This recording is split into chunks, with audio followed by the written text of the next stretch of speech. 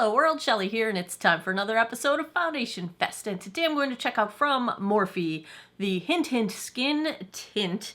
Retails for $17 at Ulta for 1 fluid ounce or 30 mils of product. Currently getting 4.4 out of 5 stars on Ulta's website as far as the existing reviews go. It has 293 reviews so far. Let's see how this one's described. Keep it light and easy. Morphe 2 Hint Hint Skin Tint is a lightweight yet long-wearing fluid tint that hydrates and provides buildable sheer to medium coverage. The sheer flexible shades are formulated with predominantly neutral tones so that each shade can stretch across slightly different skin tones and depths. The entire shade lineup was developed to work with a wide range that spans light, medium, tan, rich, and deep. The natural radiant finish lets your skin shine through while also smoothing and blurring imperfections. You'll be looking fresh-faced with just a few drops. All right, lasts for up to 16 hours. Water-resistant, sweat-resistant, and transfer-resistant. Hydrates skin for up to 12 hours. Wonder what it's doing for the remaining 4. Seals in moisture, nourishes dry skin, non-comedogenic, and vegan. The ingredients appear to be pretty much a glycerin and dimethicone type of a formula. Is it dark in here? My lighting again. It's really weird. I'm missing half of a wall. Construction, weirdness. I'll lighten it back up for the next part of the video. I just looked in here. Anyway, I've got this in the shade Hint of Latte, which is the 4th lightest shade. It looks like there are 15 shades altogether. This one is described as, let's see here, light with neutral pink undertones. It's looking a little bit on the orange side. Let's find out. Let's take a swatch of this one against a few others in my collection. Swatch time. First up is today's foundation from Morphe, the Morphe 2 Hint Hint Skin Tint in shade Hint of Latte. Second, I've got from Milani, the Milani Glow in shade Fair to Light. Third up is the Wet n Wild Tinted Hydrator in shade Fair. Fourth is NYX Born to Glow in Light Ivory. And last, I've got from Misha, the Perfect Cover BB Cream in shade 21. I've already cleansed, moisturized, and sunscreened this 46-year-old face. I'm not wearing any primer today because I'm kind of just going to go for a pretty light coverage with this one. It's very fluid, liquidy in the bottle. I can hear it shaking around in here. We have a dropper as our delivery method. So I'll start with it's just liquid. I'm not even going to be able to show you guys without making a mess. I'm going to use fingertips to apply because this type of formula typically soaks into a sponge. This is pretty light coverage applied with fingertips and one pass. I'm not noticing much of a fragrance. It just kind of smells a little bit like just makeup, the way makeup normally smells, but nothing floral or fragrancy. I think in terms of coverage, I'm getting a little bit of redness reduction. I'm looking at my chin in particular. There's still a little bit of pink showing through. I can still see my sunspots poking through. Let's see what this does with a brush. I think I do like the application with fingertips a bit better. The brush just kind of, the product sits on top of the skin a little bit more. I think that it melted into the skin a bit better with the massaging with fingertips. I'm just taking a little bit more to try and massage it in so it's not sitting on top of the skin quite so much. It's definitely starting out with a dewy finish, but I feel like as it sets down, it looks a little bit drier, so we'll see if this finish sets down. Let's zoom in and take a look at this one. It's looking okay around my mouth. I would say it's doing a decent job at blurring pores because I don't have any primer, pore filling or not, on. It is settling into a couple pores on my cheeks, but I am able to tap that out. Around my chin, it doesn't really build up coverage the way they say. They say you can get this up to medium. I've put several layers onto my chin and it's really not building any farther than it is now. So I don't think medium coverage, at least in my definition, is ever going to happen. I would say you'll top out around light coverage. I do have some peeling on my nose, and it's not doing a terrible job. It's accentuating some of the edges of the peeling, but it could be worse.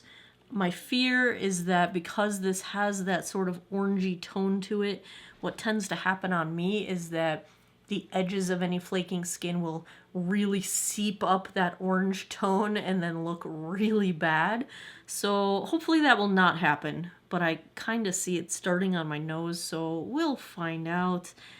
It looks okay on my forehead, not really doing any favors for blurring lines. And it's not really blurring texture, but it's not accentuating either one. It's not settling into lines. It's not accentuating texture. It is blurring pores a little bit. So that is where we are starting out on this one. Let's check the time. It is 2:13. Let me go put the rest of my face on. I will be right back. Okay, with the Morphe, this stayed really tacky, so I did end up setting it with powder. I used the Flower Beauty Light Illusion. So first I thought I was going to try to do an all cream sort of a day. So my blush is the Flower Beauty, the Blush Balm Drops in Pinched. This is one of my favorites ever. Very subtle, very pretty. And I started with no bronzer. I was also applied I have from Beauty Pie, the subscription, the Triple Beauty Luminizing Wand as a liquid highlight. And then I just decided everything was staying too tacky. That's when I set it with powder. Then I went in with a little bit of the Flower Light Illusion in Tawny as just a tiny bit of bronzer. I knew I was trying to keep it low key, and then of course I always want more highlight. I've been trying to like this one, you guys, and I just can't. The Catrice More Than Glow highlighter, it's really pretty on my non-textured side, but it looks really chalky on my texture, so I'm gonna have to give this one a pass. I've been trying it and trying it and trying it, and I just can't get it to work. I have a few other things that I tried today for the first time. Well, my eyes are, I just did the NYX Sweet Cheeks. This is blush, but I use it as contour and crease shade in the shade So Taupe. It's in the crease and on my lids. So I tried today for the first time the Rimmel Wonder Wing eyeliner, and it's a very firm tip. It's a solid tip, and it's meant to like stamp on a wing, and then you can kind of fill it in. I think this has a market for somebody, but I don't think it's me. Like, you're not going to get a super precise kind of a wing, like that razor sharp kind of a wing, which, you know, for me, I can't pull that off anyway. I have too much creasing going on the way the sides of my eyes and the hoods kind of droop over the edges over here. So I always get a funky kind of shape going on when I open my eyes. But I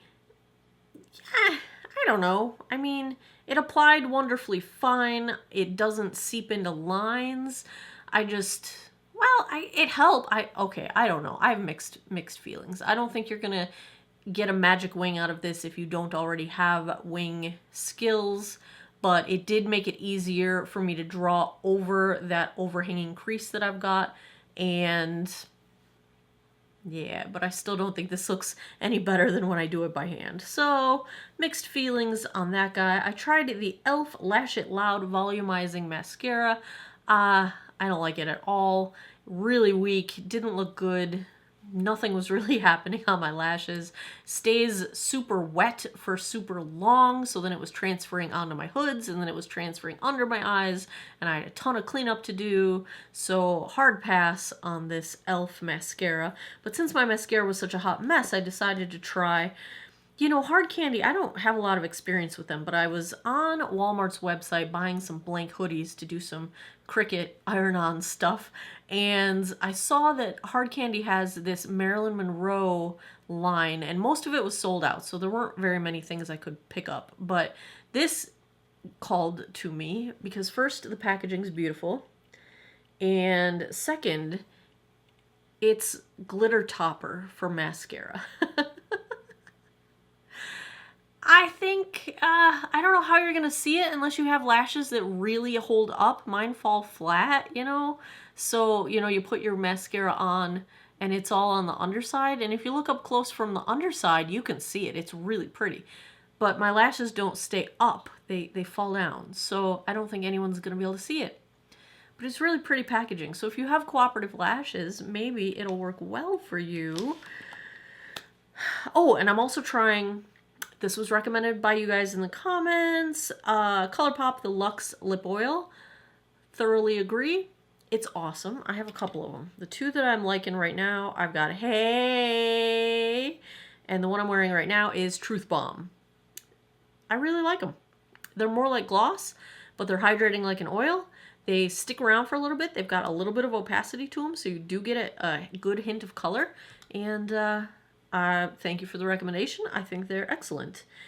I think that's everything. So I'm going to go about my day here. Got to run to the post office.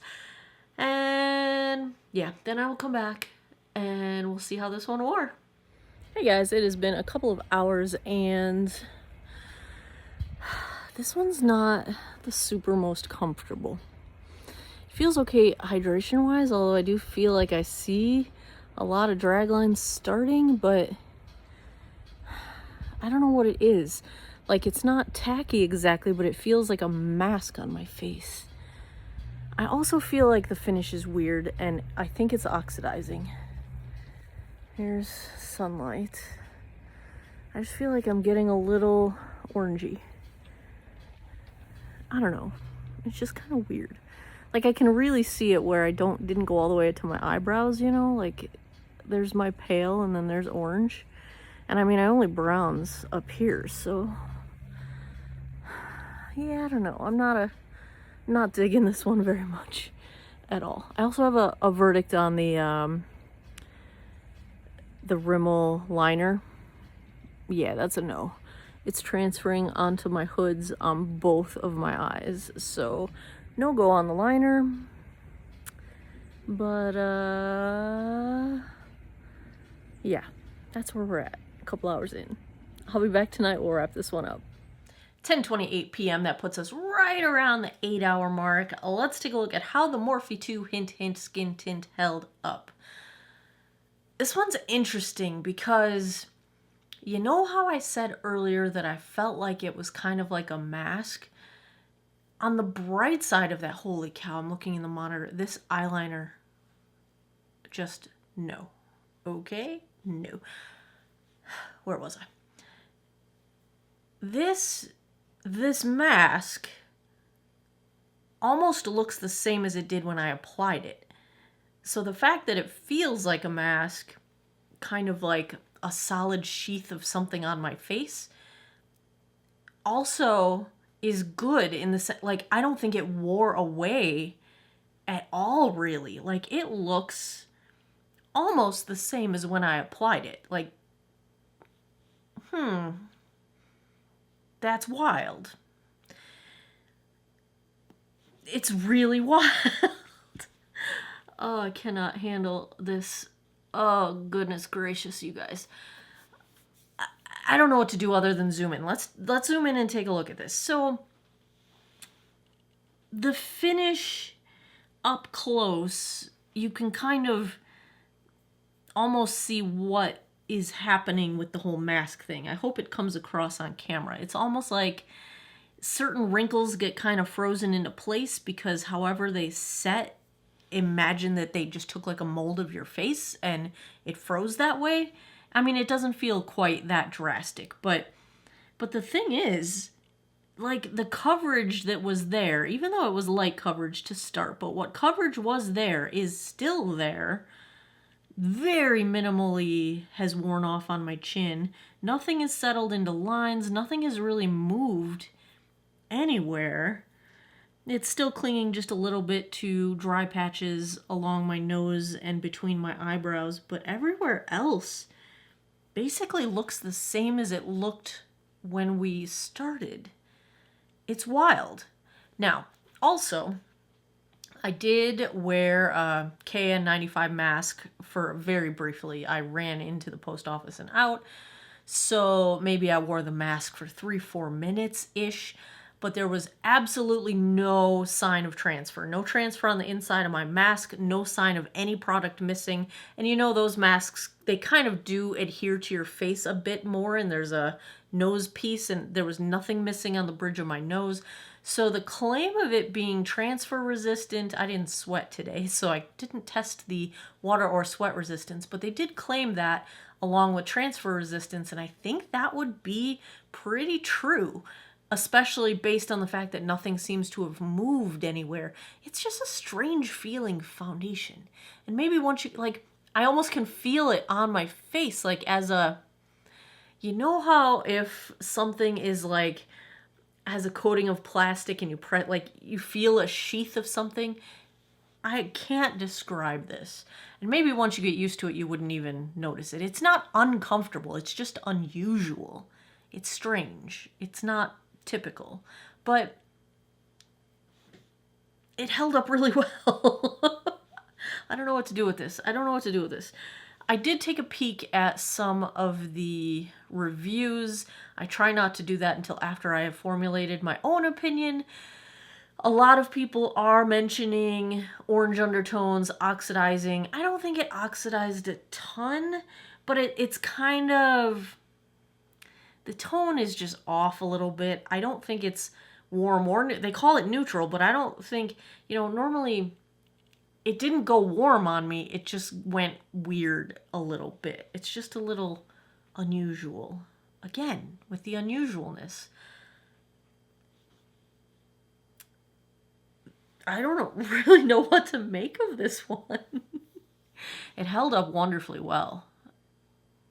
The finish is probably a little more dewy than it was when we started. I don't think it's greasy. No, there's no oil happening, like, because it's like a mask. I don't know how to explain this, you guys. It is a little too dark for me. Like, yeah. But this is not the lightest shade, so there are lighter shades. I don't know what to do. If I had to give a grade to the Morphe 2 Hint Hint Skin Tint,